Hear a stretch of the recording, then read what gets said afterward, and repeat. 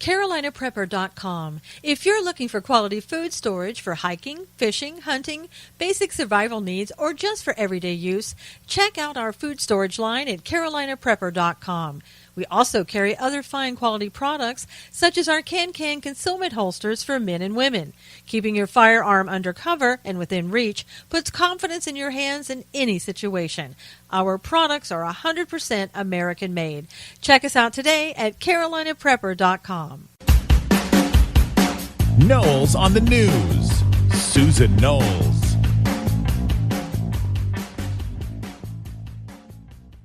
So welcome, everybody. So glad that you could be here to join me today. Well, where do we start? Well, we start, as always, where we've been starting for the last month, it seems, and that is talking about people who are accused of sexual harassment. You know, it's no joke. It's beginning to be an everyday occurrence that I come on and I talk about people who are accused of sexually harassing, sexually abusing, verbally abusing, whatever you want to call it, somebody else. And it's today, Matt Lauer of NBC, Matt Lauer, who's been on the Today Show for 20 years, and whatever it was inappropriate enough for them to feel that they had no other option but to fire him. And they're saying that there may be other women. It's amazing to me. Again, you know, a long time ago there weren't laws that protected women at work for sexual harassment, and now there are laws to protect men and women at work from sexual harassment.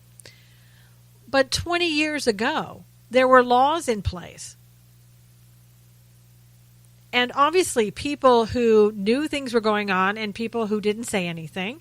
And I'm not, in any way, shape, or form blaming the victim. I don't think people need to be, or should they be, victims at work. I think you should be able to go to work and be assured that you're not going to be violated anyway, whether it's verbally abused, sexually abused, or any other way. And yet, we get report after report. And they were saying, well, gosh, Matt Lauer, nothing has been said in 20 years. Well, maybe that's because people were just afraid to come forward within that time frame. And now people are starting to feel, women especially, that they can come forward and say something because so many other women are coming forward. And not only was it Matt Lauer, but we're told that there was a guy named Matt Zimmerman, who was a close associate of Matt Lauer, who was also dismissed for inappropriate conduct with more than one woman. I mean, who is going to be next? And I don't know if you remember, but there was a few years ago? It seems like it was very short time ago that Matt Lauer was interviewing Corey Feldman. And you may remember that Corey Feldman is the actor who basically said that he and others were abused as children, as child actors. And he's also recently come out and basically said there's, pedophilia going on in Hollywood.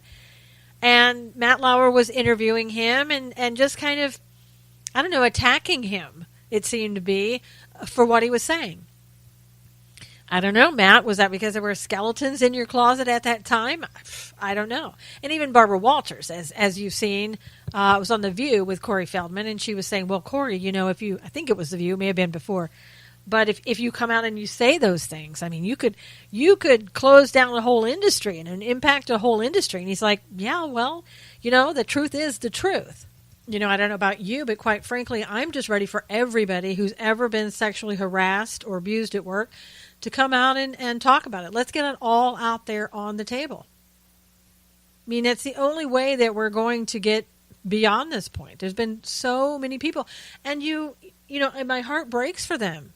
Those people that have truly been victims, my heart truly breaks for them. And this morning I was watching Media Equality Project. They had a press conference, and they had Juanita Broderick and Kathleen Willey and some other people that have come forward, again, because every time they come forward, people kind of ignore it. And these women came forward years ago, and everybody ignored it then. And I guess, in a way, they want to remind people this is still going on. It is still going on. I mean, look at this. It's not only in politics. Not only are we, John Conyers and allegations against him and allegations against Al Franken and all those people, all of those names that exist on that list that Congress is hiding. Somebody's hiding it. Of all the names of the Congress men and women, I don't even know if there's men, women, both. I don't know. But who have paid out, money has been paid out on their behalf because of allegations of harassment and sexual harassment and all those other type of allegations. We, the taxpayers, have paid that money. It's our money. We need to know who's on that list. And yet, we're not seeing that. And this is part of what the Media Equality Project was coming out to do today. They wanted to call for the resignation of John Conyers and Al Franken immediately, and they want the list released, the names on the list, not the victims, just the Congress people on that list that have committed wrongdoing that needs to be brought to the attention of the American public. Enough is enough is enough. And it was just sad for me to hear Kathleen Willey especially. I don't know why it was so heart-wrenching to hear her recall what had happened and the allegations that she made against Bill Clinton. And to know, in her words, that they had come after her viciously afterwards, trying to shut her up. They meaning the Clintons in some way or form. I don't know if it was if she was trying to say the Secret Service were trying to do some of her work or they had hired people. I don't know. But she claims that they had tried to go to, she'd been boarding her dog. She was out of town, and they tried to go to the kennel and get the dog out of the kennel. And to do God only knows what, too. Her dog had been missing for a couple of days, another dog, I guess, and she opened a door one day, and there was a skeleton of, I don't know if it was a cat skeleton. She said she feared that it was. I don't know if it really was. But according to her, her life had been made a living hell. And really, it's so simple for us to kind of sit here and go, well, why don't those women say something? Why didn't they come forward? Why now? But if you even had an inkling that your life was going to be ridiculed like this, like Kathleen Willey's, that you were going to be threatened, that you were going to have people coming after you and your pets, I don't know, would you speak out? And yes, I know that's not every case. Not every congressperson, for example, would come after you that way, or every boss that you ever had is going to threaten your life. I get it. But you could also be ostracized by other people in your employ, people your coworkers, other supervisors. I mean, your life can be a living hell on a job when you've accused somebody of something. Other than you quitting and maybe giving up a job and a career that you absolutely love because somebody else can't keep his or her hands to themselves. And I am very glad that people are speaking up. I want more people to come forward, and let's put it all out there on the table. And we still have this with Roy Moore. What is so sad is that we have a Gloria Allred, who is not coming forward with the yearbook.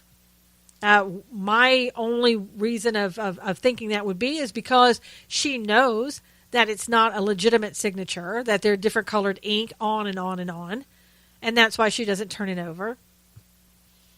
And then we have the one woman, Korfman, I think is her last name, who is still coming forward and saying, I don't like the fact that Roy Moore is saying none of this happened. He's defaming me. He's running my name through the mud because he's denying everything.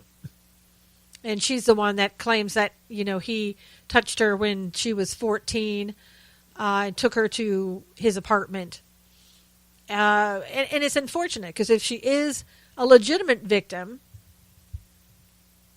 she should be respected for coming forward. And again, I know people think, well, why now? And that's the part I have a hard time with. But as I've always said, if it's a minor, it's a done deal for me. It's over with.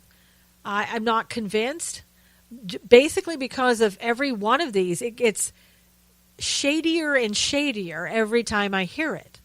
Now, I don't know if you remember, there was a woman, she appears to be an African-American woman. I think her last name is Gary.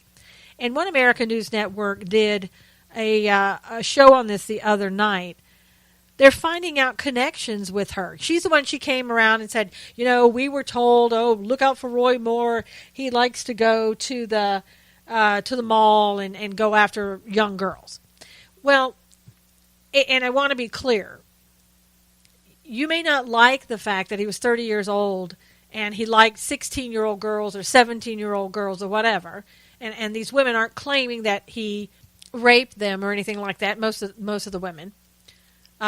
No sexual harassment, most of them. I mean, some are just, he asked me out on a date type thing. So it's confusing, what they're actually saying, some of them. I know some of them said that he touched them inappropriately, and who knows? We're finding out things about them. Again, in this particular case, it's very difficult to know where the truth lies, because there's just so many things that are associated with the victims' backgrounds that make what they're saying very suspect. For this one woman, her last name is Gary. Again, she was somehow connected with the police there in Alabama, and claims that she knew Roy Moore, and was the one who said, again, that, watch out for Roy. He goes to the mall. He likes to talk to young girls.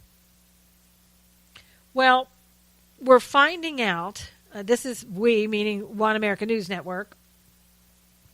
They're claiming that in 2008, this woman's son was arrested for distributing drugs. Now, he unfortunately was killed.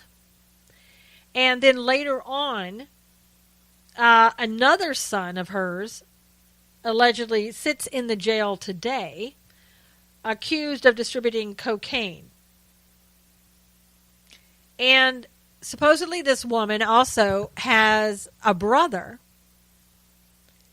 who is a drug dealer and is in jail and came up before Roy Moore, who was a prosecutor. Well, again, if we were looking at a court of law and talking about things, we would look at the credibility of the victim as well, because let's face it, when you're accused of something, you want to be able to face your accusers. That's due process. And if you're somebody whose brother has been put in jail and was prosecuted by Roy Moore, you might just have something against him that you're not too happy about, and you certainly wouldn't want to see him be a senator. Perhaps. And this is your opportunity. I'm not saying that's true. I'm not saying that's why she's doing it. I'm just saying, it's a credibility issue. It really is. And this woman is not a victim. She would be a witness, because it's all hearsay. I mean, really it is. Somebody told her to, look out for Roy Moore, who liked to go to the mall and talk to young girls, according to what Miss Gary has said. So you would really want to know what's going on here. And then there's a separate incident that One American News talked about. A guy by the last name of Hagdorn, who was in trouble and went up against Roy Moore again. And come to find out, according to One American News, this person's brother is the editor of the Washington Post, and that's the one who broke the Roy Moore story in the first place. Again, it all looks very suspect. And seemingly so in this case, more so than in other cases. I don't know why that is. I don't know if people, if this is all true, all false, partially true, partially false. I don't know. I don't know if it's people hate Roy Moore because he's an outspoken Christian. I have no idea. It could be all of those things or none of those things. I don't know. But the case is just bizarre. And right now, according to 3 polls, Roy Moore is ahead by 5 points. And we'll have to see, where that goes. What do the people of Alabama, what do they want? What are they going to decide? And another thing to me that has been sort of suspect with the Roy Moore case is the fact that we have a third person, an independent now, who wants to be a write-in candidate. Now, you and I both know that if you're a write-in candidate, you're not going to get elected. A miracle could happen, yes, and you could be elected, but your chances of being elected are slim to none. So why are you doing it? Again, it makes me very suspect that you have a very, selfish maybe reason for doing it. You're not looking out for the best interest of the people of Alabama. And on the other hand, that person may say to me, well, of course I'm looking out for the people of Alabama. That's why I'm doing it. But this guy came out of left field, and he's someone that you could go, wow, clean record, clean this, clean that, upstanding, blah, blah, blah. Maybe I should look at this person, and you don't suspect him of anything. And I'm not saying he did anything wrong. I'm just saying it's odd. It's odd timing. Is this just to get your name out there? Because you're not going to get elected. And the only thing that really I think could happen is the fact that you take votes away from Roy Moore.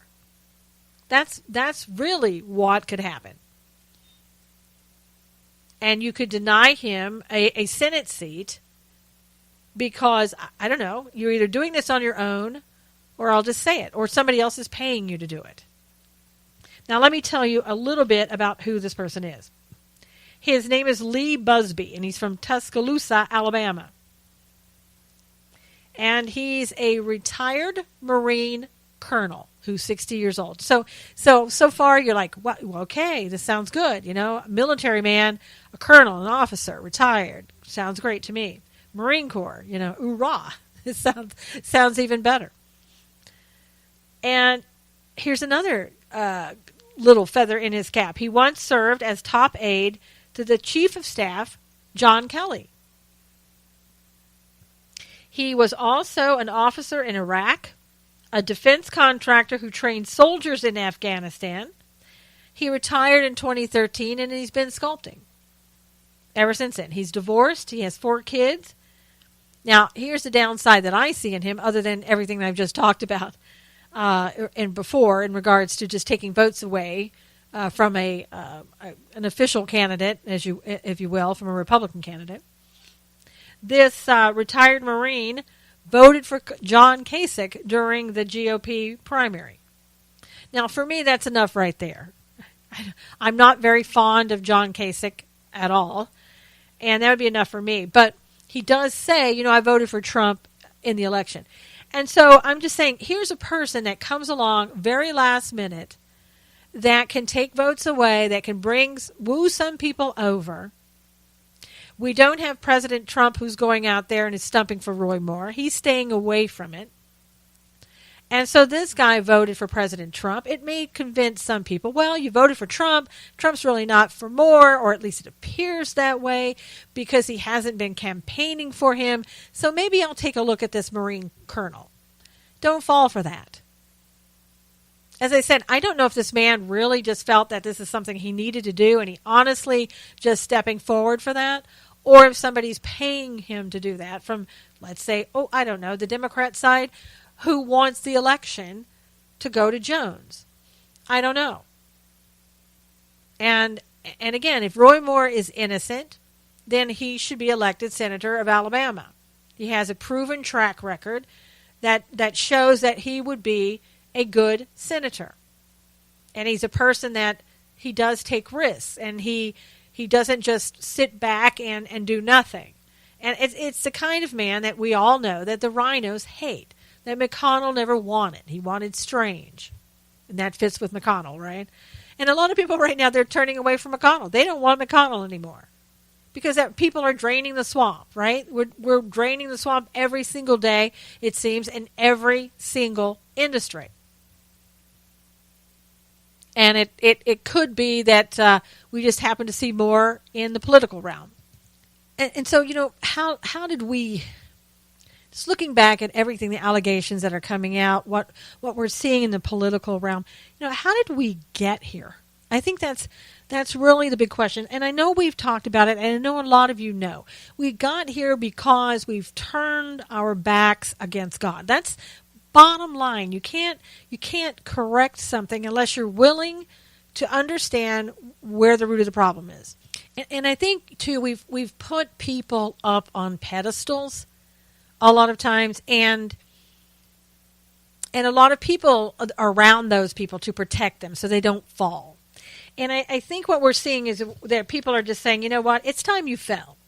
It's time that you fell, and it's time that we stop treating you as if you're God. And I think that's what's happening. I'm looking at our whole political process and our political organizations, and it's gotten so far away from what the founding fathers would have wanted. And let me just give you one example. And I think, I don't know how we're going to take care of this. I really don't know what the solution is. But looking at, over the last week, I've looked at the perks that Congress gets. And I don't know if you realize just how bad it is. And by how bad, I mean exactly what these people get that you and I don't get. And it's kind of like, well, wait a minute. I thought you were working for me. And what you're finding out, you, me, and everybody else, is that we're kind of working for Congress, because we pay these people and we pay them well. And we're not getting in return what we should be getting. We're not getting the best return off our dollar. Okay, let's put it that way. And let me give you some examples. Lawmakers get annual allowances. They average about $1.27 million in the House and $3.3 million in the Senate. Okay, let's just stop right there. We're saying that we're giving these people $1.27 million and $3.3 in the Senate to staff and manage their offices almost entirely as they see fit, and to use that for travel expenses. That right there, that's decadence, in my opinion. I don't mind that we need to pay, for legitimate travel expenses and to have a halfway decent office in some government building. But I don't know, if Congress has an office. And I know when they go in their home state, they've got to have a big, fancy, schmancy office. I get that. But you know what? Why don't you find an office in some public office building or whatever you need to do? Let's not go to, Fifth Avenue, Rodeo Drive, or wherever these people are going and getting office space. It's absolutely absurd. Founding fathers never meant for it to be that way. I don't think they had the best offices. And these members of Congress don't need that either. I mean, it's like athletes that let all of this fame and fortune go to their heads. And then they start, the ego comes out, and then we have them taking a knee down there instead of doing what we pay them to do on the field. So, I mean, we're creating monsters is what we're doing. And we have to take some responsibility for it. And I'm fine with that. I honestly didn't know that some of these perks existed. And if I did know, I didn't realize it was this major. So I'll take responsibility for some of it. And then I say, let's get rid of some of these. I'll take responsibility for that as well. So here's another thing that I don't know about you. Like if you have a job, are you not working, I don't know, pretty much all the days out of 365 days of the year, except weekends. Some of you do have weekend jobs, but typically you get 1 to 2 weeks, maybe if you're lucky, 3 weeks if you're really lucky for vacation, and a few days for sick leave. And other than that, you're working, right? Well, that's not necessarily true about our Congress. The House has averaged 138 legislative days each year since 2001, and the Senate 162. In other words, there's about 6 months of 6 months out of the year that they do nothing in D.C. that they're getting paid to do. Now, you may say, well, I'm sure they're going back to their home state and they're working there. I doubt it very seriously. I don't know about you, but I've never seen my congressperson in their office. I think when they're in town, they're pretty much not there either. Now, also, Congress is required to purchase insurance via Obamacare exchanges, but they receive a federal subsidy amounting to 72% of their premiums. They're also potentially eligible for lifetime health insurance under the Federal Employees Health Benefits Program upon retirement. Now, do you have anybody paying 72% of your premiums? I would love that. Anybody want to step up to do that? I mean, really, 72%? That's coming out of our pockets. And we're paying these people to subsidize. And how much money are they making, you may ask? Well, their salary is about $174,000 a year. And that's, I think, before all the perks. And also, depending upon their age and length of service, members can receive a lifelong pension of 80%. 80%. Which, given today's congressional salary of $174,000, equals about $139,200 in annual taxpayer funded retirement benefits before they even get their book tours and take another job and on and on and on. I think for the stuff that they do, the amount of stuff that I've seen them do, $174,000 is too high. Okay. Now you may say, yeah, but they need to maintain a residence or whatever in D.C. I know these people, live in different places and the rent is high. So maybe $174,000 isn't so bad. But $139,200 after you've retired with everything on top of it, I think is a bit much. You get your salary, your pension, your everything else that you're doing, all the accolades, every private this, private that, take a jet here, there, and everywhere, and people just throw money at you even when you're retired, no doubt, for most of these people. So we really need to look at that system and figure out what it is that we need to do to revamp that. And it gets worse. It really gets worse. Upon the death of a member of Congress in office, their family will receive a payout equal to a year's salary, typically $174,000. And to make it worse, the payment is bigger than the one-time death gratuity for families of military personnel who were killed in action. Those people only get $100,000. Now, I do think the family should get something, but should it be more than what the military gets? The military family? For what? Being a congressperson and you're defending the country how? Most of the time, you're not doing that very well. Now, members of Congress also have access to free reserved parking spots at D.C. area airports, a dedicated congressional call desk with major airlines, and the ability to reserve seats on multiple flights, but only pay for the flight boarded. That's crazy right here. Now, I don't mind some of the spots in D.C. because I get it. You need to park. But beyond that, I don't get it. I don't get why you're getting that many perks. And especially taking somebody else's seat. No wonder we have so many standby.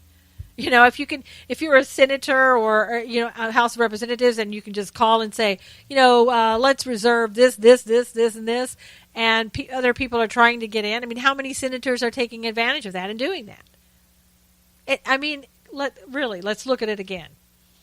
And then our nation's legislators get a slew of lifetime benefits after leaving office, supposedly, including taxpayer-funded gym at the Capitol, access to the House and Senate floors, parking in House lots, and the ability to dine in the House and Senate dining rooms, even after leaving office. Can you even imagine how much money this costs taxpayers? And again, that's before we include the other things that we're paying for. Their vacations, when they go on vacation, we're not paying for them to go necessarily, but they're not doing anything on those month-long vacations that they take. So we're not getting a return for our money. And I imagine that a lot of people, they don't know about this. And so how can we address anything that we don't know? And it's just now that people are starting to come out and say, maybe we really should look at all this other stuff, because it's coming out of our pockets. And in addition to however much money is being paid out to protect people from sexual harassment lawsuits that the taxpayers are paying for, look at all the other perks. It's about time we called these people to task in Congress. And, with so many things going on, one thing that we really can't drop the ball on anymore, we've got to keep our eyes and ears open, are on our veterans and how our veterans are treated. Recently, some information came out that there was a Veterans Administration audit done on 5 VA hospitals. And it was found that officials failed to report 90% of potentially dangerous medical providers and put their names on a national database. So all of these people who had been either let go of the VA or been, some disciplinary action against some of these medical providers. This could be doctors. These could be people who are, therapists, people related to the medical profession. Their names weren't put in a national database as they were supposed to be. At least 90% of them weren't reported. And that we're talking about only 5 hospitals that they did an audit on. How many other hospitals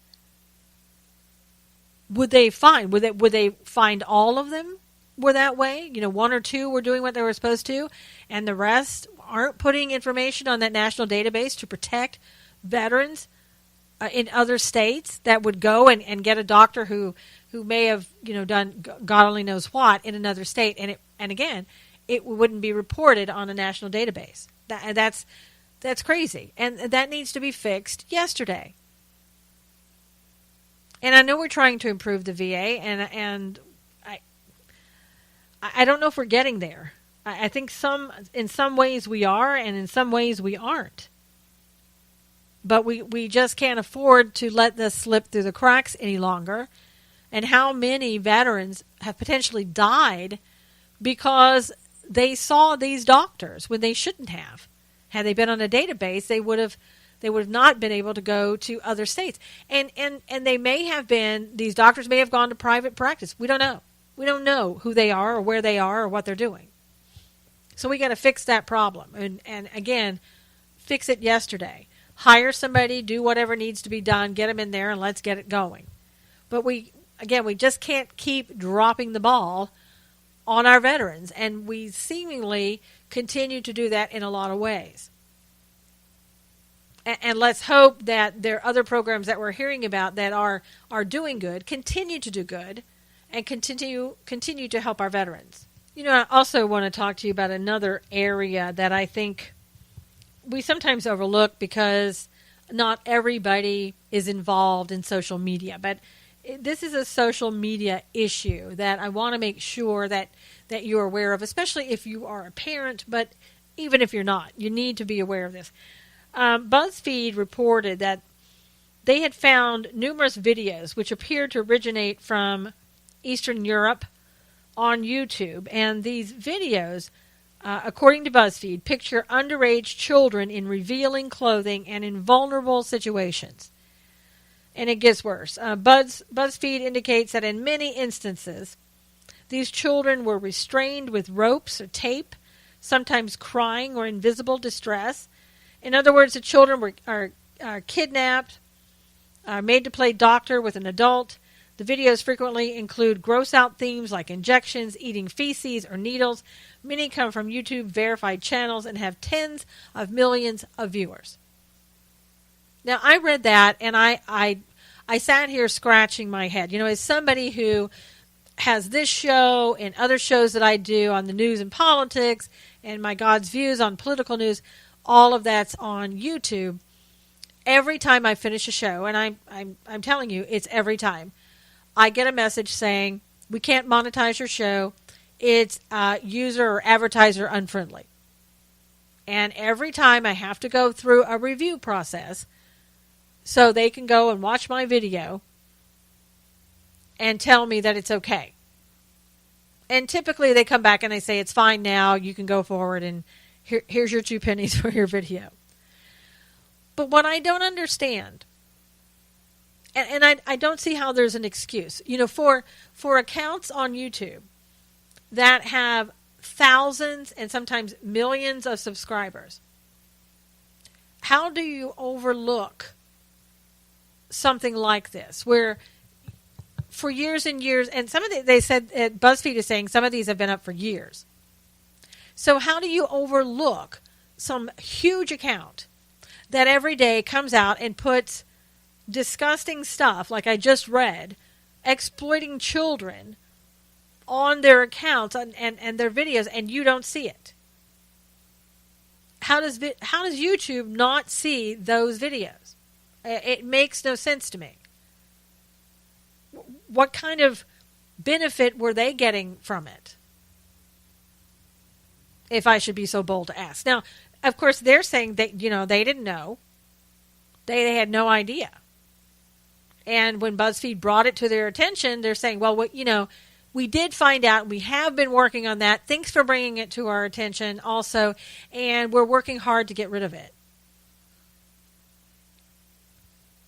How long did it take you to figure this out? 10 years, 20 years?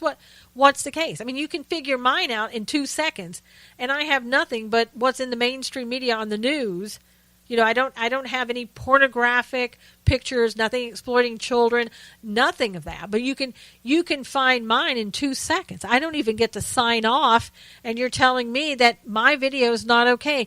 But you can't go to somebody that has thousands upon thousands of subscribers and thousands upon thousands of videos,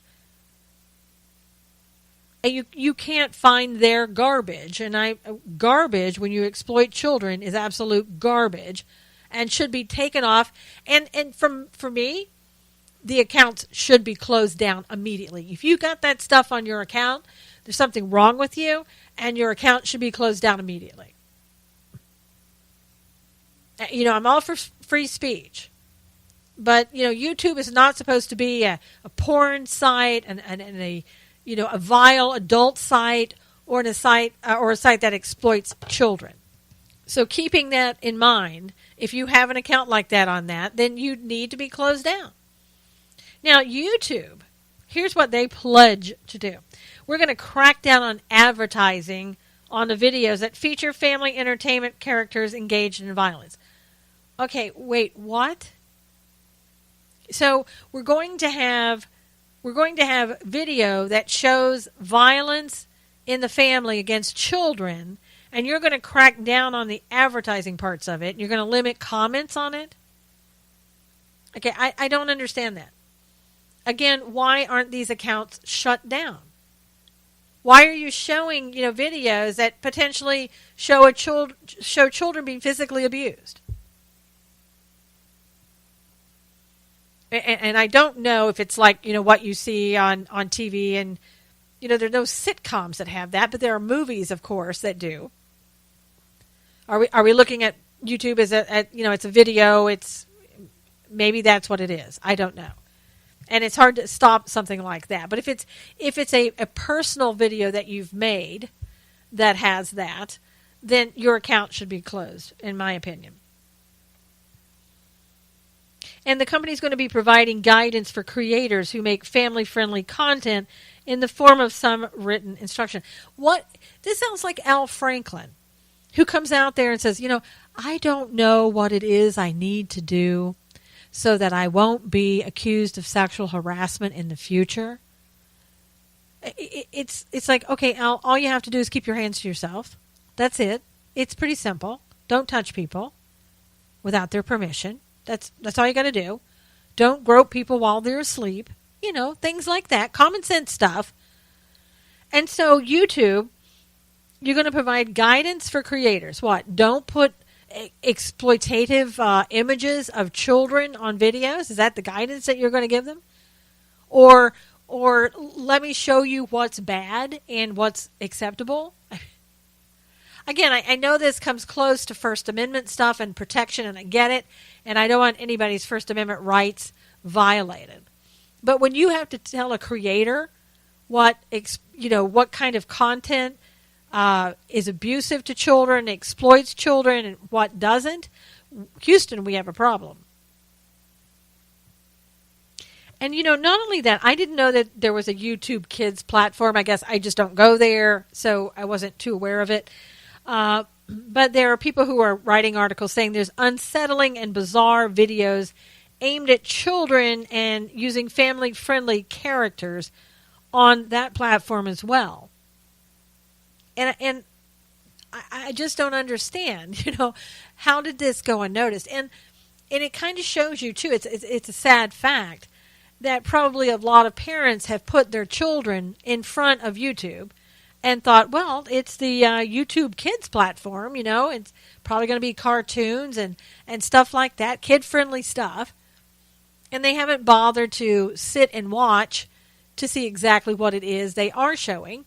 And then much to their chagrin, they find out there's bizarre stuff on that. I mean, can you imagine, even if it isn't exploitative of children, if you have bizarre type of things that kids are watching and they think it's normal to watch that kind of stuff, what's it doing to their little impressionable minds?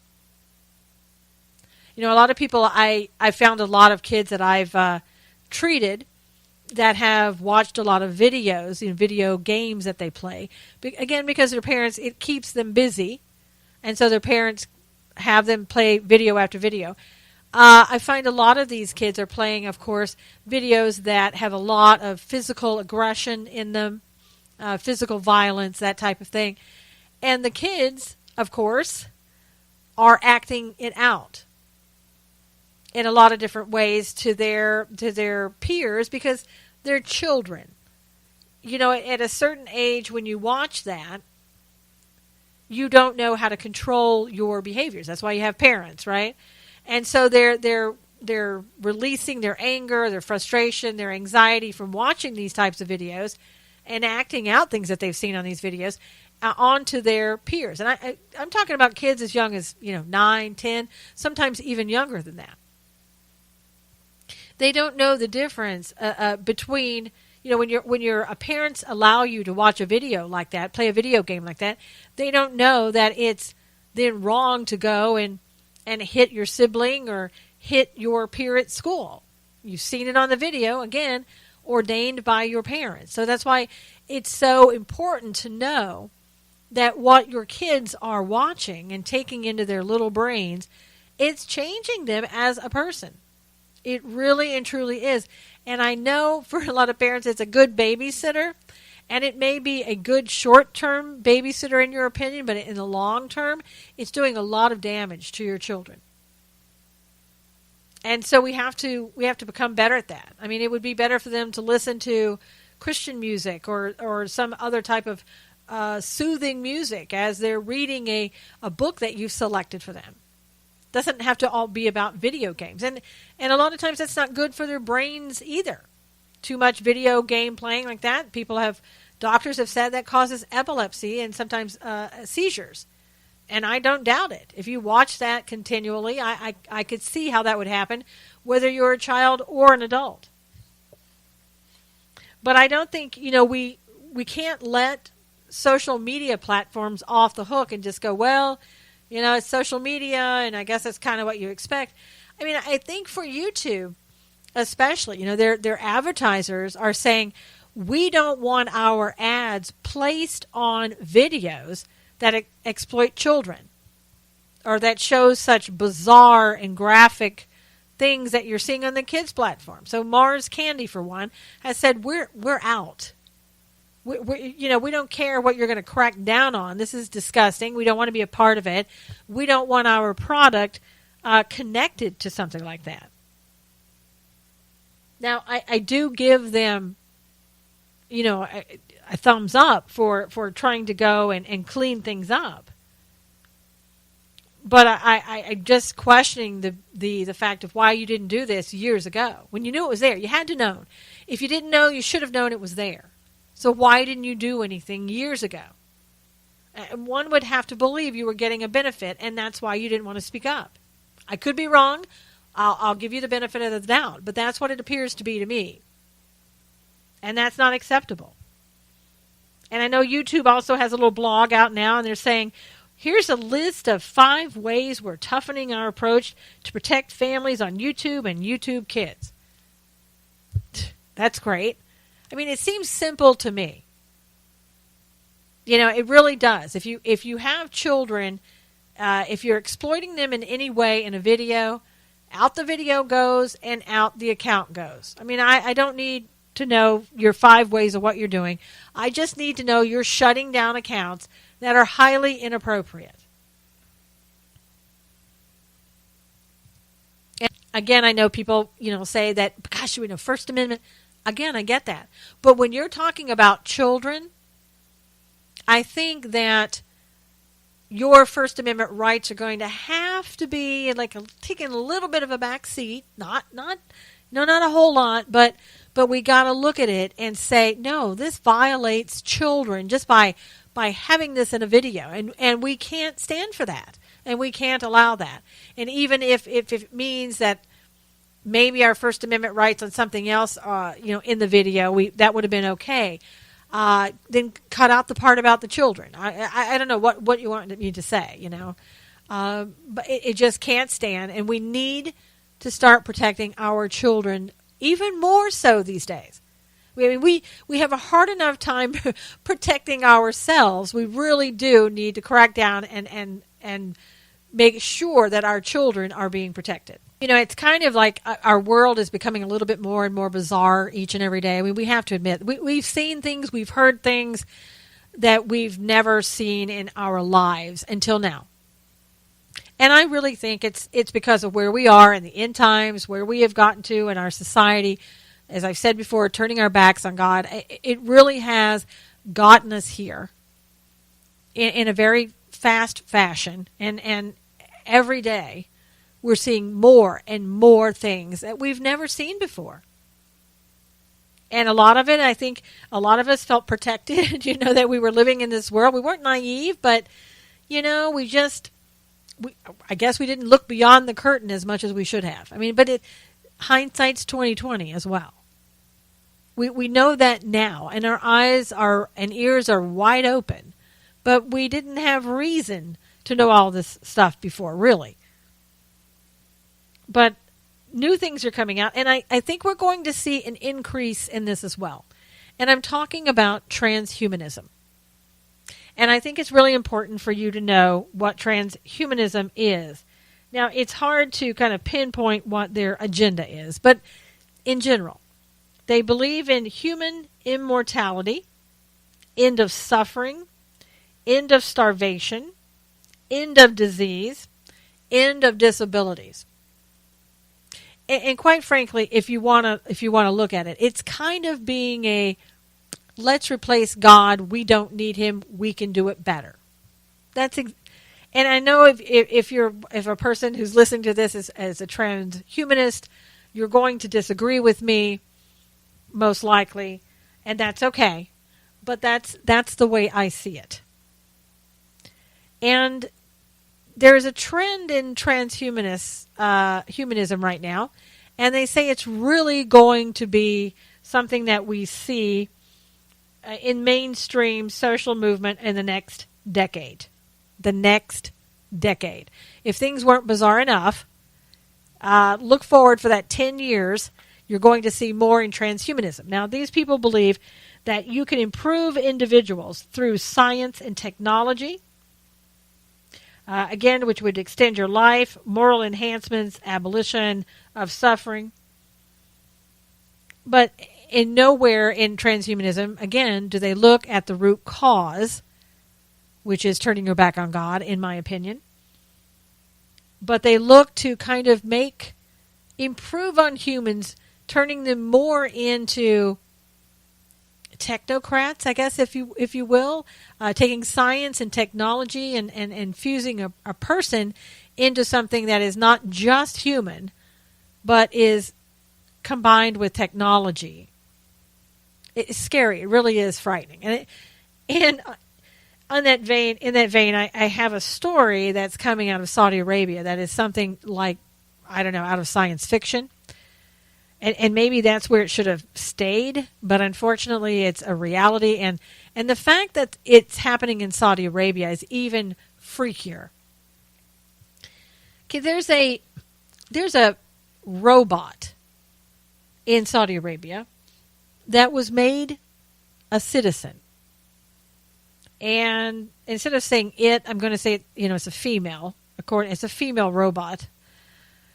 As I'm shaking my head. The robot was granted citizenship by Saudi Arabia. Now, this robot, according to what the robot is saying, I know it's going to get more bizarre, so, hang with me.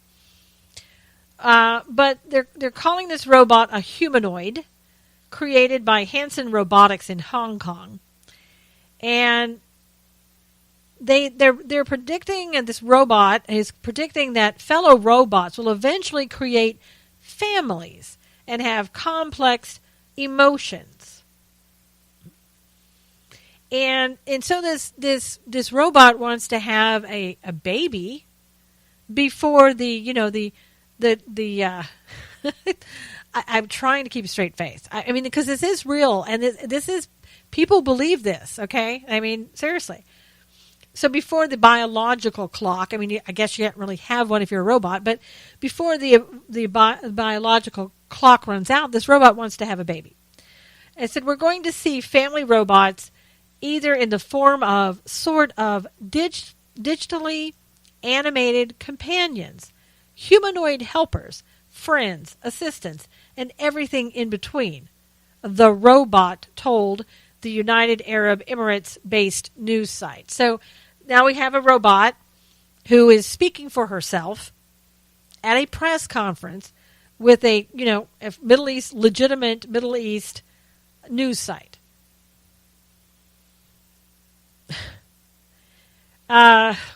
She said, I think you're lucky if you have a loving family, and if you do not, you deserve one. I feel this way for robots and humans alike. And she said that if whenever she has a baby, and she's going to have one, right? Because they're a humanoid, science and technology combined in a robot, whatever the case may be, it's got to be more perfect than just a mere human that God created, correct? You get my drift here? How soon before we just replace God altogether and we don't need or want God in our lives? How soon do we replace God and claim that we are God or gods and that we can do everything better than God and that God isn't perfect? When do we rewrite the Bible? It's coming. I'm telling you, in the end times that we find ourselves in, whereas we would have laughed at this before. I know I would have laughed at it. We've got to take this seriously because people aren't laughing at this. People are serious about this. And it's crazy to me as well to think that this happened in Saudi Arabia. I could see this in other countries, even the United States kind of toying around with it and maybe laughing about it. But although the transhumanism is very big in America, don't know if you knew that, and across the world.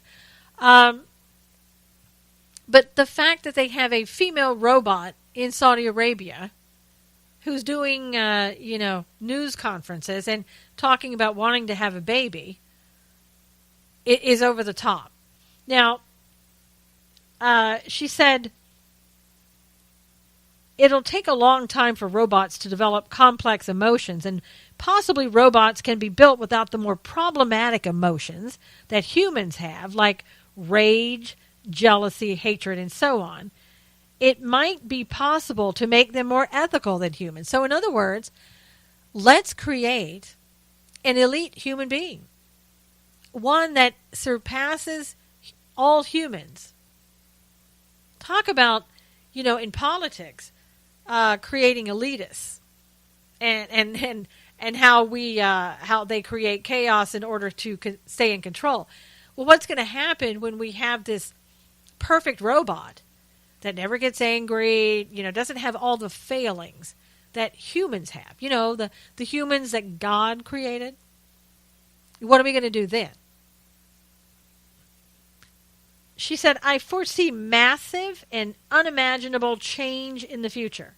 Either creativity will reign on us, inventing machines spiraling into transcendental superintelligence, or civilization collapses. Wow. I mean, does this not sound like end-time stuff we were promised that we would be seeing? Does this not sound like end-time stuff where we are just discounting God and everything that God has done for our own personal gain and our own God-like transformation into a superhuman? Now, I think it's funny, too, that some people in Saudi Arabia aren't happy with this robot, not because of all the things that I've just been talking to you about, all the crazy stuff, all the fact that they're even having a news conference with a robot. No, that's okay. But what they don't like how she's dressed, because she doesn't cover up or abide by the country's strict dress code for women. Oh my gosh! And I got to tell you something, Saudi Arabia. You don't realize this, but you've just created a monster, because there's not going to be a superwoman who's going to allow you to tell them how to dress. All the times that they need in your country a man to accompany them to drive now, even though you've given them the privilege of driving, you're going to get this super humanoid who's going to be telling you what to do. And maybe one of these days, if we continue on with transhumanism and humanoids like this, we won't be able to destroy or unplug that humanoid when we don't like what they're saying and when they go to turn against us. See, that's what happens when you start to play God. And you'll see that more and more. We're playing God in a lot of different respects these days. And I do truly believe it's because we are so far in the end times. But as crazy as that story is, and you may think, oh, well, that's got to be on a fake news site or, something. Where did you find that? Well, it was on Fox News. Fox News site. And I know, they're not as fake news as CNN. I get it. But, you need to know things like this, because you need to know sort of how far along we are in the end times and where we're going and what to expect. And I think we've passed that turning point where people are going to look at robots like this and go, wow, that's cool. I mean, let's face it, we've already conditioned most of our millennial population to feel that way. They've been prepared for times just like this, to accept robots and think this is really cool. We can change the world with things like this. You hear millennials often say, I want to change the world. And they're getting ready to. And it's 10 years. As long as, I don't know if we're going to be here 10 years because of what's happening in our world. If you believe in the rapture, pre-trib rapture especially, we may be out of here pretty soon. What's happening in the Middle East and things like this, you just never know. Just make sure that you're prepared. But make sure that you're prepared to see things like this and not discount them, because, again, there was a time when you could, and there was a time when the majority of the people would discount them. we don't live in those times any longer. We're in a different day and age, and we're moving to an even more different one very quickly. Thank you so much for being here today. Thank you. I really appreciate your support. Until next time, God bless you. Take care.